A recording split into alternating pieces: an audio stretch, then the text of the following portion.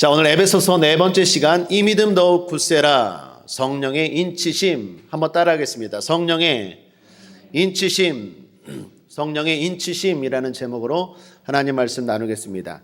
어디서 본 글입니다. 우리나라는 명산마다 절이 있죠. 절은 순수한 우리말입니다. 그런데 절을 절이라고 한 이유가 뭘까요? 절을 찾는 이마다 불상 앞에서 절을 해야 한다라는 뜻이라고 해서 절이라고 불렀다고 합니다. 그런데 일부 언어학자들에 따르면 절이라고 한 다른 이유도 있다고 합니다. 즉 절을 절이라고 한 것은 절인다라는 말 알죠? 배추 절인다, 김치 절인다, 그런 의미로 절이라고 했다라는 거예요. 왜요? 세상에서 교만한 아집과 그러한 자기 자신을 신 앞에 와서 소금 절이듯이, 배추 절이듯이 절여야 된다라는 말로 절이라고 했대요. 절을 해야 하기 때문에 절인다 해서 절이라고 했대요. 어떤 게 맞는지 모르겠지만 그 의미는 우리와도 비슷한 것 같아요. 여러분, 교회도 그렇습니다. 교회가 어떤 곳입니까? 하나님의 집이죠. 하나님 앞에 나올 때는 우리의 교만한 마음을 내리고 어린아이와 같은 심령으로 주님 앞에 와야 될 줄 믿습니다. 경배하고 경외하는 마음으로 와야 은혜가 임하는 줄 믿습니다. 뿐만 아니라 소금이 아니라 성령과 말씀으로 우리의 마음을, 우리의 생각을 절일 때 하나님의 자녀답게 세상에서 복되게 살아가고 잘못된 것은 고치고 그러한 삶이 우리 삶 가운데 펼쳐질 줄 믿습니다. 지난 시간에 우리는 신령한 복을 받은 자답게 살자라는 제목으로 하나님 말씀 나누었습니다. 그것이 나답게 사는 길이라고 했습니다. 신령한 복이 뭐라고 했죠? 구원이라고 했습니다. 신령한 복은 한마디로 구원입니다. 구원받은 자답게 살자라고 했죠. 그런데 그 구원이 창세 전에 이루어졌다라고 했죠. 하나님이 우리를 창세 전에 선택하시고 예정하셨다라는 것이에요. 그런데 문제는 이 창세 전이 신비의 영역이에요. 시간과 공간도 만들기 전이에요. 그러니까 이 창세 전은 우리의 생각으로는 도저히 알 수 없는 영역입니다. 아무런 지식이 없어요. 그 세계에 대한 아는 게 하나도 없습니다. 그런데 감사하게도 하나님이 우리의 구원에 대해서는 비밀을 가르쳐 주셨어요. 바울이 지금 그걸 이야기하는 거예요. 9절을 보십시오. 함께 읽겠습니다. 시작. 그 뜻의 비밀을 우리에게 알리셨으니 곧 그 기쁘심을 따라 그리스도 안에서 때가 찬 경륜을 위하여 예정하신 것이니, 그 뜻의 비밀을 우리에게 알리셨으니. 그렇습니다. 창세 전은 우리가 하나도 모르는 세계예요. 그런데 그때 하나님이 우리를 선택하시고 예정하신 것을, 그 구원의 비밀은 우리에게 알려주셨어요. 곧 그게 뭡니까? 그 비밀이 뭡니까? 예수 그리스도 안에서 모든 것이 하나가 되고 예수 그리스도 안에서 구원받는 것에 대한 비밀을 알려주셨다라는 것입니다. 여러분, 이 말은요, 질문을 듣고 대답해 보시면 쉬울 거예요. 제가 하나 질문하겠습니다. 여러분이 예수님이 구원자이심을 믿습니까? 아멘. 그분이 저와 여러분의 죄를 대신 짊어지시고 우리의 죄를 속량하셨음을 믿습니까? 아멘. 그렇다면 분명히 기억하셔야 돼요. 저와 여러분은 이미 창세전에 선택된 사람들이에요. 이해가 되시나요? 바로 이게 증거입니다. 내가 예수 그리스도를 믿는다는 사실이 바로 하나님이 창세전에 우리를 선택하시고 예정하셨다라는 증거예요. 나는 믿어져요. 다른 사람들은 안 믿어지는데 나는 믿어져요. 예수님이 나의 구원자이심이 믿어져요. 나는 은혜가 되어 하나님의 집에 나와서 찬양하고 기도하고 예배드리면 힘이 나요. 영혼이 잘된갑지 범사도 영탁하고 강건하게 돼요. 질병도 치료돼요. 부유하게 돼요. 생각도 달라져요. 두려움이 떠나가요. 걱정과 근심이 물러갑니다. 눌렸던 모든 것들이 자유하게 됩니다. 할렐루야. 나는 그래요. 다른 사람은 그렇지 않은데. 왜 그런지 아십니까? 역으로 내가 창세전에 하나님이 선택하셨다라는 증거예요. 그러므로 이 구원은요, 절대로 가벼운 게 아니에요. 이 구원의 지혜는 가벼운 게 아니에요. 그러면 우리는 왜 하나님이 예수 그리스도를 보내주셨다라는 걸 믿어질까요? 왜 우리는 불교처럼 석가모니나 아니면 이슬람교처럼 아니면 힌두교 아니면 유대교 다른 종교들, 다른 귀신들을 믿지 않고 왜 우리는 예수 그리스도를 믿을까요? 하나님이 지혜와 총명을 주셨다라는 거예요. 8절을 보십시오. 함께 읽겠습니다. 시작. 이는 그가 모든 지혜와 총명으로 우리에게 넘치게 하사. 하나님이 우리에게 지혜와 총명을 주셔서 예수 그리스도가 구세주임이 믿어지는 거예요. 그리고 이것은 내가 창세 전에 그 세계는 아무것도 알지 못하지만 그때부터 내가 선택받았구나 라는 증거예요. 이해가 되시나요? 바울이 지금 이 이야기를 하는 거예요. 이 지혜와 총명이 얼마나 놀랍습니까? 이거는 어떤 학식보다도 귀한 겁니다. 아무리 공부를 많이 하고 지식이 많다 해도 예수를 구세주로 믿는 건 달라요. 어떤 집사님이 과거에 저한테 이런 얘기 하더라고요.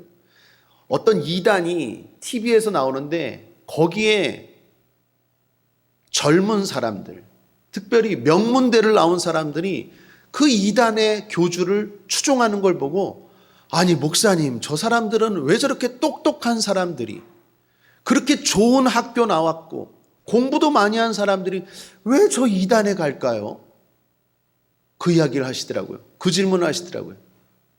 여러분 오늘 그 얘기예요. 하나님이 우리에게 주신 지혜와 총명과 세상의 지식은 비할 바가 아니에요. 아무리 명문대학교를 나와도 하나님이 지혜와 총명을 주시지 않으면 예수가 안 믿어져요. 반대로 아무리 초등학교도 못 나오고 제가 아는 어떤 권사님 100세가 넘으셨는데 초등학교도 못 나오셨어요. 당시 6.25 그리고 일제시대 상황이 우리 국가적인 상황이 그래서 초등학교도 못 나오셨어요. 한글도 띄엄띄엄 써요. 그런데 놀랍게도 그 권사님에게 누구 믿어야 돼요? 그러면 예수 그리스도 분명하게 말해요. 혹시 다른 거 믿고 싶지 않으세요? 무슨 소리? 이 지혜와 총명이 어디서 왔어요? 하나님으로부터 왔다는 거예요. 그러므로 이걸 가볍게 여기면 안 돼요. 제가 신방하다 보니까 어느 집에 가니까 어느 대학교 나왔다고 그 졸업 증명서, 학위 증명서를 큰 액자에다가 해서 벽에 걸어놨더라고요. 여러분 좋은 대학교 나오면 자랑스럽죠. 뿌듯하죠. 그런데 그 좋은 대학교 나온 지식과 지혜보다도 더 귀하고 가치 있게 여겨야 되는 게 내가 예수 그리스도를 믿어진다는 지혜예요.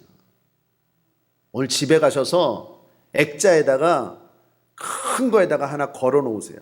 나는 예수 그리스도가 믿어진다. 이건 어떤 대학교 나온 것보다도 어느 학교를 유학 갔다 온 것보다도 더 귀하고 놀라운 지혜예요. 학위 중에 학위, 지혜 중에 지혜, 총명 중에 총명이에요. 여러분 이 세계가 몇 차원으로 된 것 같습니까? 흔히 4차원이라고 말하죠. 점, 선, 공간, 시간. 그래서 타임머신과 같은 영화들, 드라마들 많이 나오죠. 사람이 4차원을 점령하고 4차원을 정복하는 순간 시간여행이 가능해진다는 거예요. 이 시대에서 조선시대로, 과거로 확 왔다 갔다 한다는 거예요. 여러분, 과거로 왔다 갔다 한다면 어느 때로 가고 싶으세요? 언제 때? 별로 가고 싶지 않으세요? 과거? 젊었을 때로 가고 싶지 않으세요? 4차원을 정복하는 순간 시간여행이 가능해진다는 거예요. 그래서 타임머신과 같은 영화들 이루어지죠. 그런데 실제로 물리학자들이 말하기를 지금은 더 많이 발견됐을지 모르겠지만 제가 몇 년 전에 알게 된 지식으로 오늘날 기술로 우주가 몇 차원으로 이루어진지 아세요? 11차원이래요. 4차원 정도가 아니에요. 11차원이에요. 그런데 그것도 지금 인간이 발달된 기술로만 발견한 게 11차원이지 더 높은 차원이 있을 수 있대요. 이건 가히 상상할 수 없는 거예요. 하나님의 지혜와 총명이 무궁무진해요. 그리고 그 11차원을 발견한 물리학자들도 대단한 것 같아요. 그런데 그것보다 더 놀라운 지혜와 총명이 예수 그리스도가 믿어진다는 거예요. 그러므로 사랑하는 여러분, 구원을 결코 가볍게 여기면 안 돼요. 내가 예수 그리스도가 믿어진다는 것을 어떤 것보다도 소중히 여기고 그리고 감사하고 그것만으로도 기뻐할 수 있는 저와 여러분 되기를 주님의 이름으로 축원합니다. 자, 그런데 문제가 있죠. 이 구원에 대한 확신이 흔들려요, 안 흔들려요? 흔들릴 때가 있어요, 없어요? 있어요. 사실 우리 가운데 이런 분들이 많아요. 그리고 이런 과정들을 거친 분들도 분명히 계실 겁니다. 저도 그랬어요.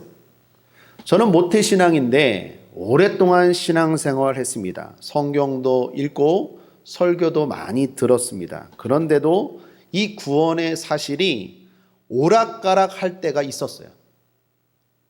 특히 사춘기 때, 좀 머리가 커지기 시작할 때, 그때 생각을 많이 하는 학생 때 그런 생각, 그런 의심들이 대단히 많이 들었어요. 학교에서 공부하면 뭐 진화론이니 아니면 뭐 사회학이니 그런 거 공부하다가 교회 오면 이 좀 너무 동화 같은 이야기 같았어요. 정말 천국이 있나? 정말 지옥이 있나?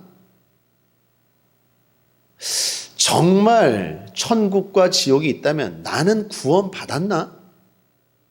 이게 솔직하게 흔들릴 때가 있었어요. 여러분은 어떠세요? 안 그런 것처럼 저를 쳐다보는데 여러분도 그런 거 있지 않아요? 혹시 지금도 그런 상황을 겪고 있는 분 계시지 않아요? 괜찮아요. 있을 거예요. 분명한 그건 사실인데 흔들려요. 우리가 구원에 대한 확신이 흔들려요. 근데 결론부터 말하면 지금은 절대로 흔들리지 않아요. 조금도 의심이 없어요. 여러분, 반드시 지옥이 있어요. 반드시 천국이 있어요. 그리고 우리는, 예수 믿은 우리는 반드시 천국 가요. 지금은 조금도 의심도 없고 흔들리지 않아요. 왜 그럴까요? 제가 왜 그럴까요? 성경이 뭐라고 말합니까? 그게 바로 성령이에요. 13, 14절 함께 읽겠습니다. 시작. 그 안에서 너희도 진리의 말씀 곧 너희의 구원의 복음을 듣고 그 안에서 또한 믿어 약속의 성령으로 인치심을 받았으니 이는 우리의 기업의 보증이 되사. 성령으로 인치심을 받았어요. 예수 그리스도를 믿어진다라는 것만 해도 감사한데 하나님이 그 약속 위에 더해서 성령으로 인을 치셨어요. 도장을 찍었다라는 거예요. 확실하게. 그래서 예수 그리스도가 구세주인 게 믿어지는데 성령 세례 받고 성령 충만 받으면 확실하게 이게 믿어져요. 절대로 흔들리지 않아요. 그러므로 오늘 설교 제목은 뭡니까? 성령의 인치심. 다시 말하면 성령 세례 받고 성령 충만하시기를 주님의 이름으로 축원합니다. 제가 이 경험을 해봤기 때문에 알아요. 성령 세례 받기 전에는, 성령 충만하기 전에는 흔들려요. 교회는 오면서도 어쩔 때는 흔들려요. 진짜 천국이 있나? 진짜 지옥이 있나? 솔직히 흔들려요. 그런데 성령 세례 받고 성령 충만 받으면 조금도 하나도 흔들리지 않아요. 성령이 우리가 구원받은 것에 대한 보증이 되시기 때문에 그래요. 로마서 8장 16절도 그렇습니다. 함께 읽죠. 시작. 성령이 친히 우리 영으로 더불어 우리가 하나님의 자녀인 것을 증거하시나니. 성령이 증인이세요. 우리 안에 성령이 증인이세요. 그래서 날마다 넌 하나님의 자녀야. 하나님이 널 태초부터, 창세전부터 선택하셨어. 넌 구원받은 자야 라는 걸 증거하세요. 성령이 우리 영과 더불어 증거하세요.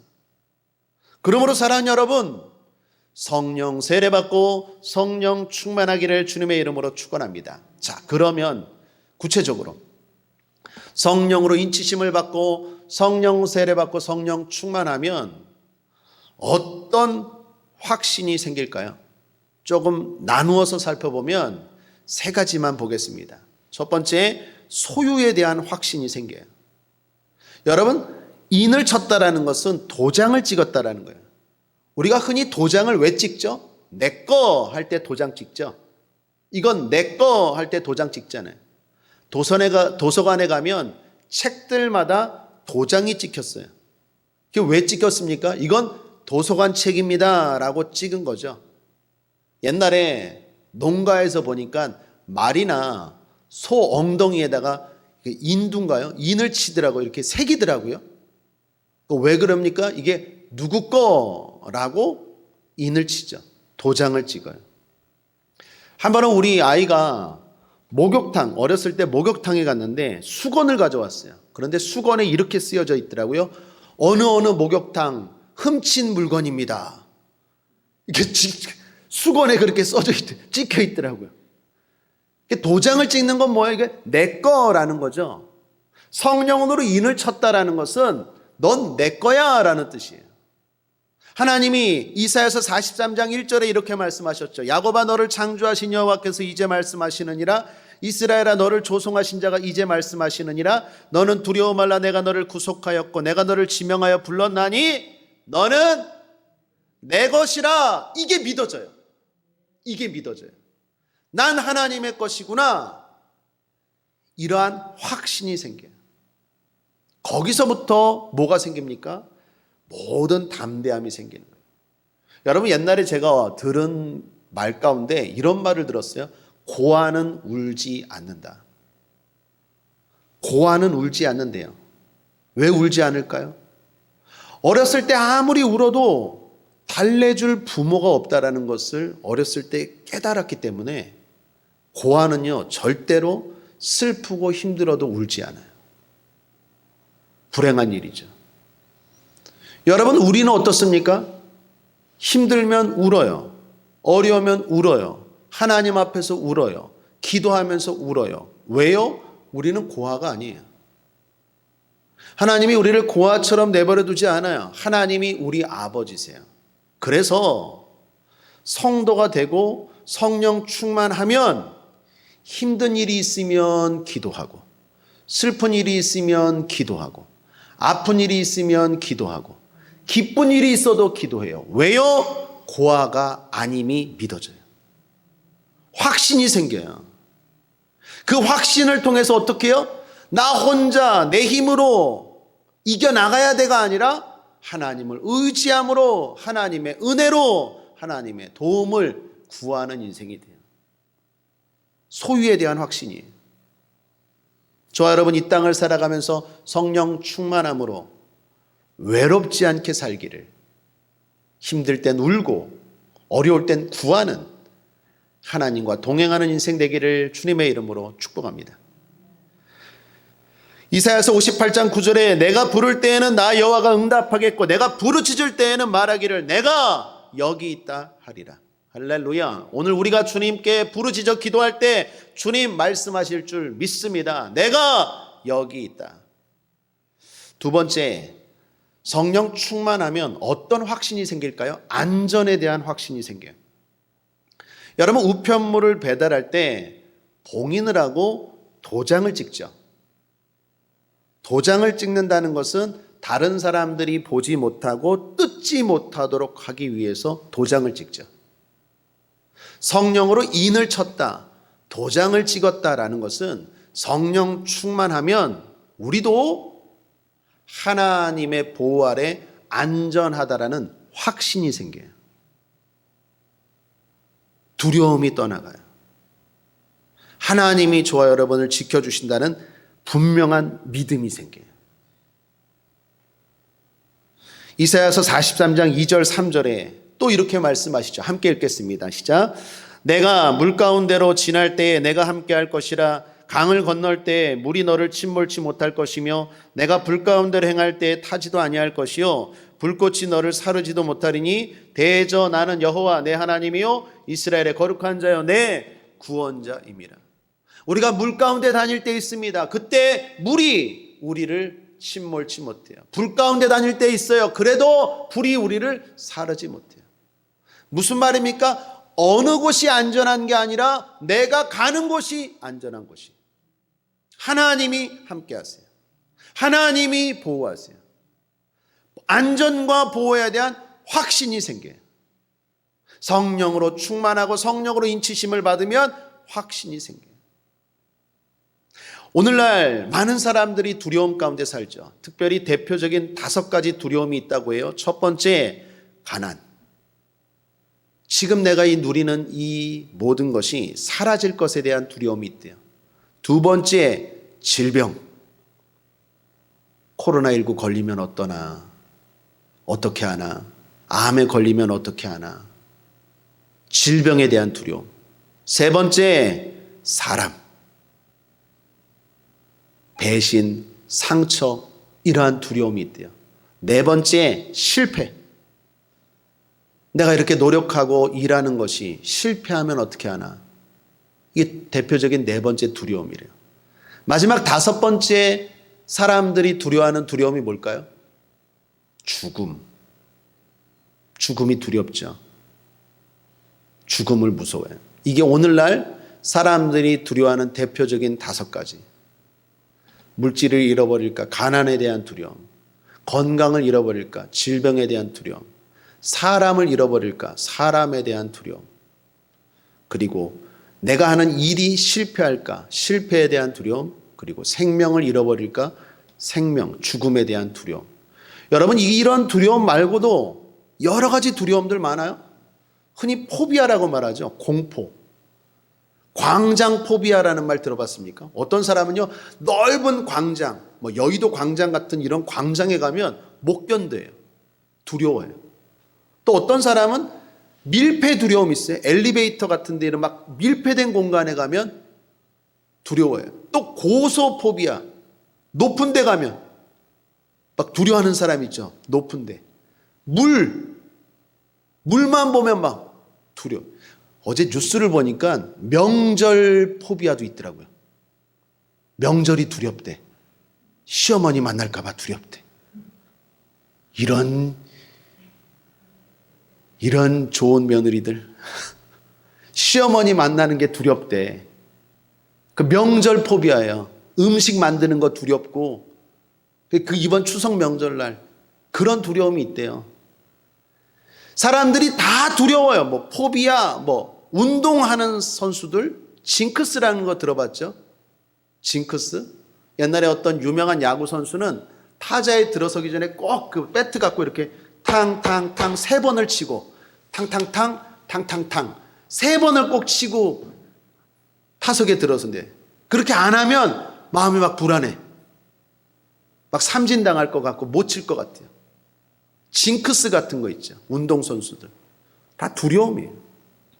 여러분, 이 땅을 살아가면서 얼마나 많은 두려움이 있습니까? 그래서 어떤 학자는 그런 얘기했죠. 성경은 두려워하지 말라는 말씀이 몇 개나 있다고요?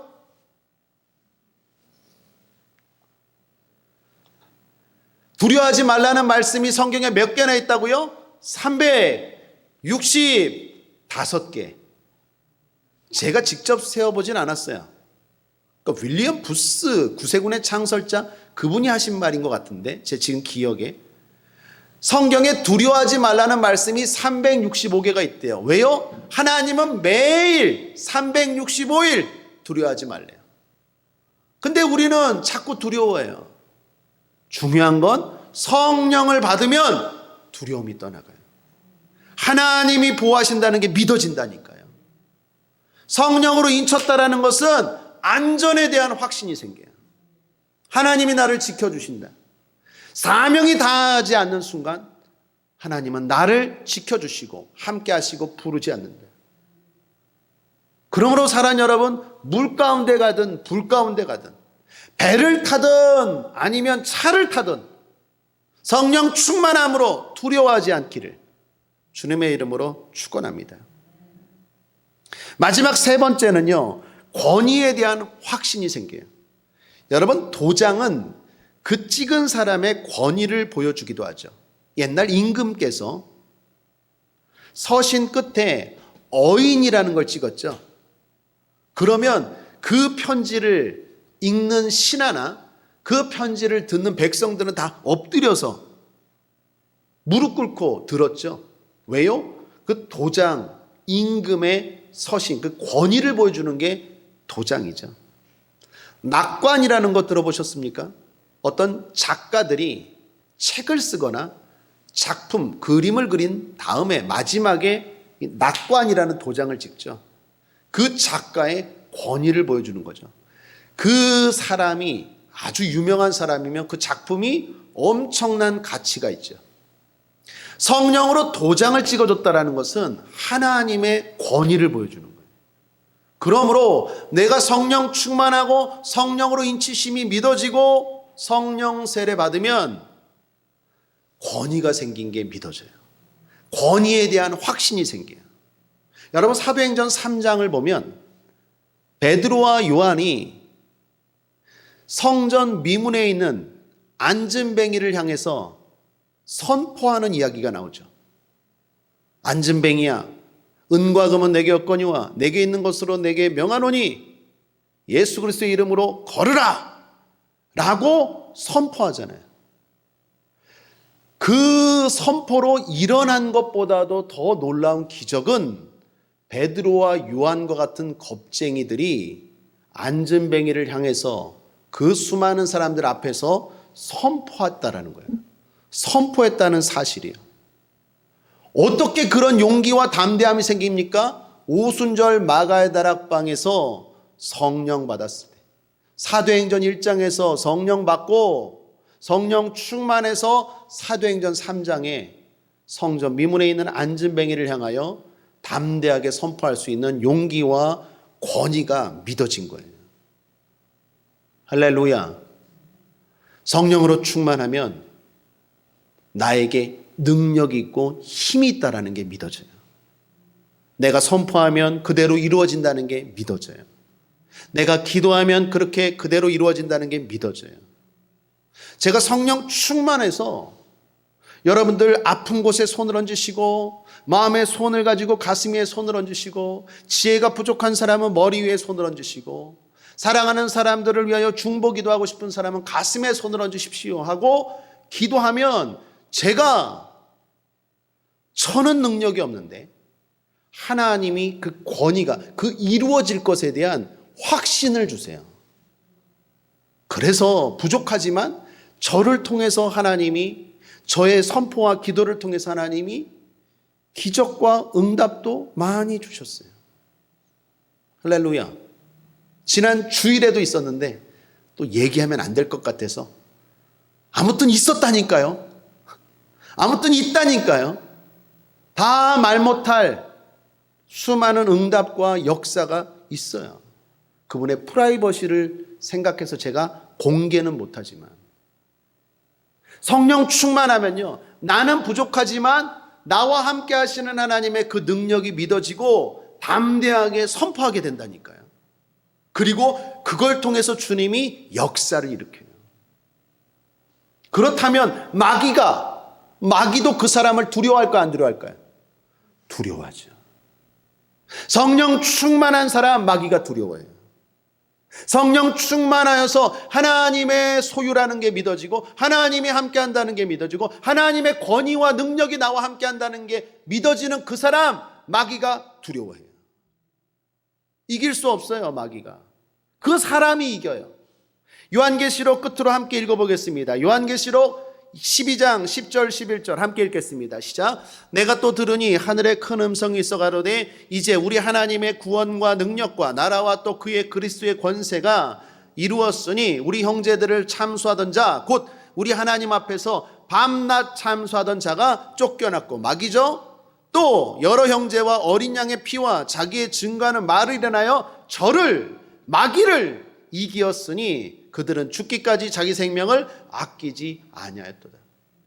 여러분, 마귀를 이겨요. 밤낮 참소하는 그 원수사탄 마귀, 거짓말쟁이 귀신을 이겨요. 누가? 성령 충만한 사람이. 어떻게? 하나님의 권위가 나와 함께한다는 게 믿어져요. 마치 암행어사에게 마패와 같은 거예요. 마패. 암행어사를 보면 옷은 남루하고 모습은 초라하지만 마패가 누구 앞에서도 담대하게 하잖아요. 사또 앞에서도. 암행어사 출대요 하고 마패를 드러내면 모든 탐관 오리들 다 무릎 꿇고 도망가고 벌벌 떠는 것처럼 성령 충만하면 하나님의 권위가 나와 함께 있음이 믿어지고 그 앞에 원수사탄 마귀는 벌벌 떠는 거예요. 떠나가는 것입니다. 이기는 것입니다. 그러므로 사랑하는 여러분, 성령 충만함으로 말미암아 우리에게 권위가, 우리에게 능력이 있음을 확신하고 살아가는 하나님의 자녀들 되길 바랍니다. 날마다 이기시길 바랍니다. 승리하시길 바랍니다. 마귀를 대적하고 쫓아내시기를 주님의 이름으로 축원합니다. 자, 이러한 확신을 통해서 우리가 해야 될 일이 뭘까요? 결론입니다. 그게 14절이에요. 끝으로 함께 읽죠. 시작. 이는 우리의 기업의 보증이 되사 그 얻으신 것을 구속하시고 그의 영광을 찬미하게 하려 하심이라. 그렇습니다. 성령 충만함으로 결국 찬양하는 삶을 살아야 돼요. 하나님의 자녀가 된 것을 찬양하고 하나님의 자녀가 되어서 안전한 것을 찬양하고 하나님의 자녀가 되어서 능력 있는 삶을 살게 된 것을 찬양하고 세상의 어떤 지혜와 총명보다도 뛰어난 지혜와 총명을 주신 하나님을 찬양하는 삶, 다시 말하면 증거하는 삶, 다시 말하면 세상을 부러워하지 않는 삶, 그것이 저와 여러분의 삶인 줄 믿습니다. 말씀을 정리합니다. 여러분 나눠드린 유인물 말씀 정리 부분 다시 한번 함께 읽어볼까요? 지금 설교한 내용을 간략하게 제가 정리했습니다. 함께 읽어봅시다. 시작. 우리의 구원은 창세 전에 이루어진 비밀입니다. 이 비밀은 예수 그리스도를 믿음으로 나타나게 되었습니다. 그 구원에 대한 확신으로 성령으로 인쳐 주셨습니다. 그러므로 우리는 성령 충만함으로 하나님의 자녀가 된 것을 찬양하고 하나님의 자녀로 안전하고 행복한 것을 찬양하고 하나님의 자녀로 능력 있는 삶을 살게 된 것을 찬양해야 하겠습니다. 찬양은 전도입니다. 전도는 소개요, 자랑입니다. 예수 그리스도를 소개하고 자랑하는 부러운 인생으로 삽시다. 기도하겠습니다. 하나님 아버지 감사합니다. 오늘도 우리를 사랑하시고 축복하여 주셔서 세상의 어떤 것보다도 귀한 지식, 지혜, 총명을 주심으로 예수 그리스도가 하나님이 보내주신 구세주임이 믿어지게 하시니 감사합니다. 은혜 중에 은혜요, 복 중에 복이요, 지혜 중에 지혜요, 학식 중에 학식인 줄 믿습니다. 이 은혜를 가볍게 여기지 않고 살아가는 우리 모두 되게 하여 주옵소서. 뿐만 아니라 그 하나님을 찬양하고 증거하고 알리는 사람으로 살아갈 수 있도록 우리를 붙잡아 주시옵소서. 그래야 우리 성도들 어디를 가나 원수사탄 마귀에게 속지 않게 하여 주시고 오히려 이기고 쫓아내고 물리치는 승리하는 하나님의 자녀들로 붙들어 주옵소서. 원수사탄 마귀 더러운 것들 예수 이름으로 명하노니 떠나 갈지어다. 물러 갈지어다. 감사드리며 예수님의 이름으로 축복하고 기도했습니다. 아멘.